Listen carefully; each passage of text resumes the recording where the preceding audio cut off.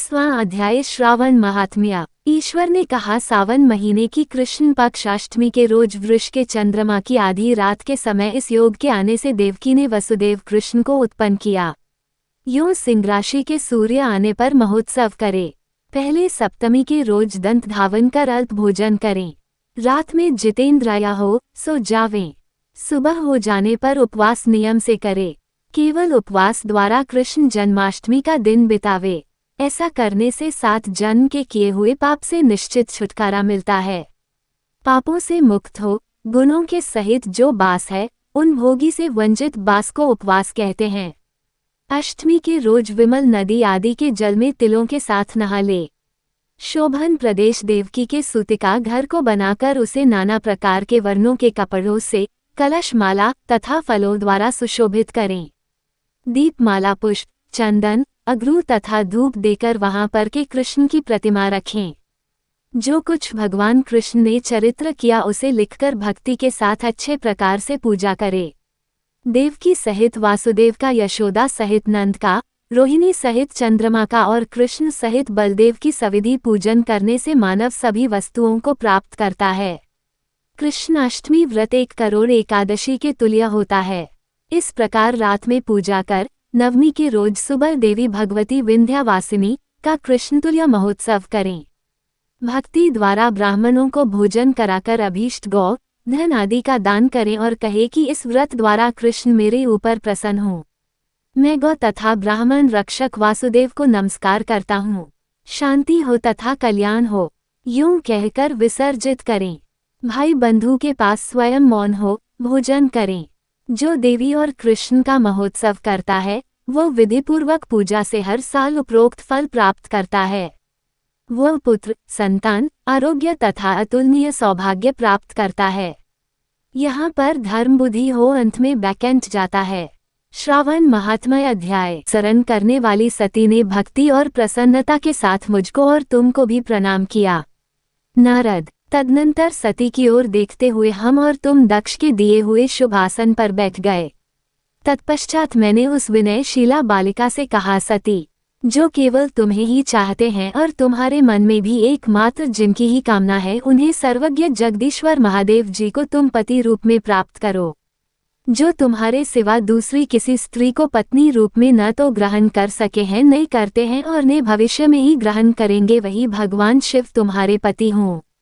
वह तुम्हारे ही योग्य हैं, दूसरे के नहीं। नारद। सती से ऐसा कहकर मैं दक्ष के घर में देर तक ठहरा रहा।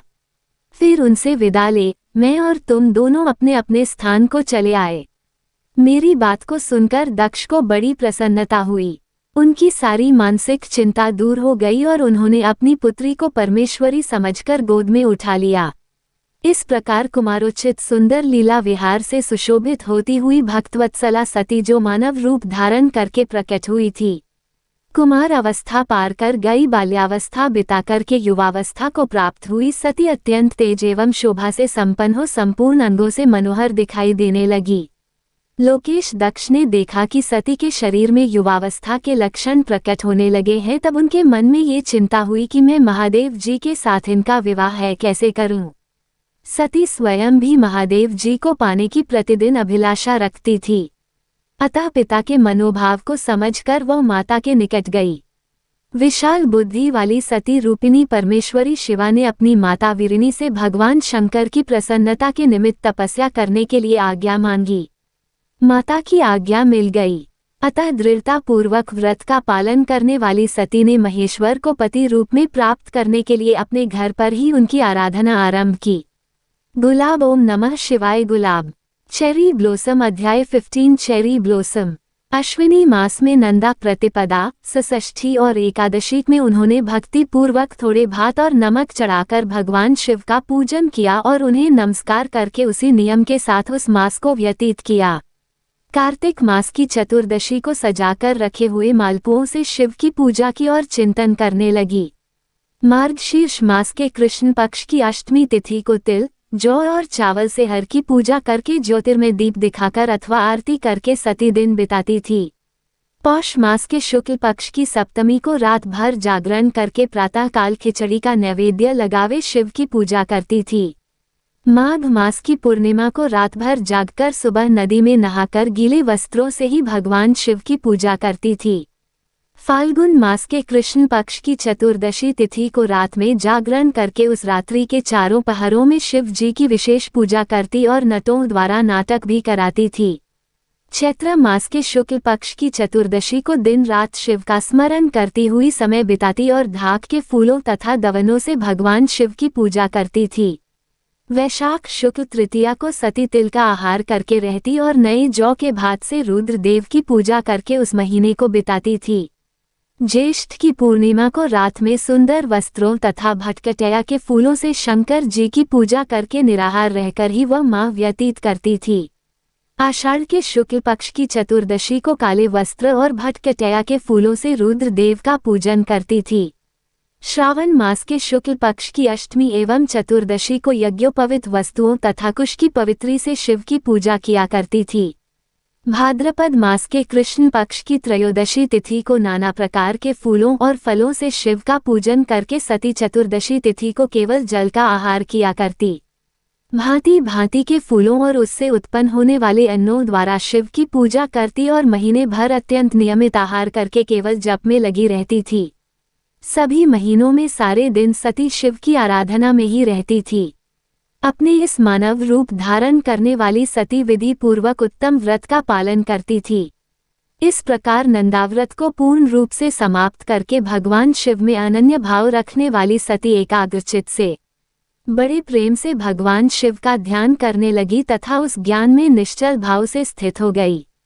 उन्हें इसी समय सब देवता और ऋषि भगवान विष्णु और मुझको आगे करके सती की तपस्या देखने के लिए गए।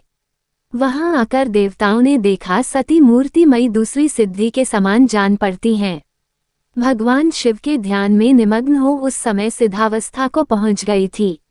समस्त देवताओं ने बड़ी प्रसन्नता के साथ वहां दोनों हाथ जोड़कर सती को नमस्कार किया। उन्होंने भी मस्तक झुकाए तथा श्री हरि आदि के मन में प्रीति आई। श्री विष्णु आदि सब देवता और मुनि आश्चर्यचकित हो सती देवी की तपस्या की भूरी भूरी प्रशंसा करने लगे। फिर देवी को प्रणाम करके भी देवता और मुनि तुरंत ही गिरि श्रेष्ठ कैलाश को गए, जो भगवान शिव को बहुत ही प्रिय है। सावित्री के साथ मैं और लक्ष्मी के साथ भगवान वासुदेव भी प्रसन्नता पूर्वक महादेव जी के निकट गए। वहां जाकर भगवान शिव को देखते ही बड़े वेग से प्रणाम करके सब देवताओं ने दोनों हाथ जोड़ विनीत भाव से नाना प्रकार के स्तोत्र द्वारा उनकी स्तुति करके अंत में कहा, प्रभु आपकी सत्व रज और तम नामक जो 3 शक्तियां हैं उनके राग आदि वेग असह्य है। वेदत्रय अथवा लोकत्रय आपका स्वरूप है। आप शरणागत के पालक हैं और आपकी शक्ति बहुत बड़ी है, उसकी कहीं कोई सीमा नहीं है। आपको नमस्कार है। दुर्गाप्ते जिनकी इंद्रियां दुष्ट हैं वश में नहीं हो पाती उनके लिए आपकी प्राप्ति का कोई मार्ग सुलभ नहीं है। आप सदा भक्तों के उद्धार में तत्पर रहते हैं। आपका तेज छिपा हुआ है, आपको नमस्कार है। आपकी माया शक्ति रूपा जो अहम बुद्धि है उससे आत्मा का स्वरूप ढक गया है, अतः यह मूढ़ बुद्धि जीव अपने स्वरूप को नहीं जान पाता। आपकी महिमा का पार पाना अत्यंत कठिन ही नहीं सर्वथा असंभव है। हम आप महाप्रभु को मस्तक झुकाते हैं। ब्रह्मा जी कहते हैं, नारद इस प्रकार महादेव जी की स्तुति करके श्री विष्णु आदि सब देवता उत्तम भक्ति से मस्तक झुकाया प्रभु शिव के आगे चुपचाप खड़े हो गए।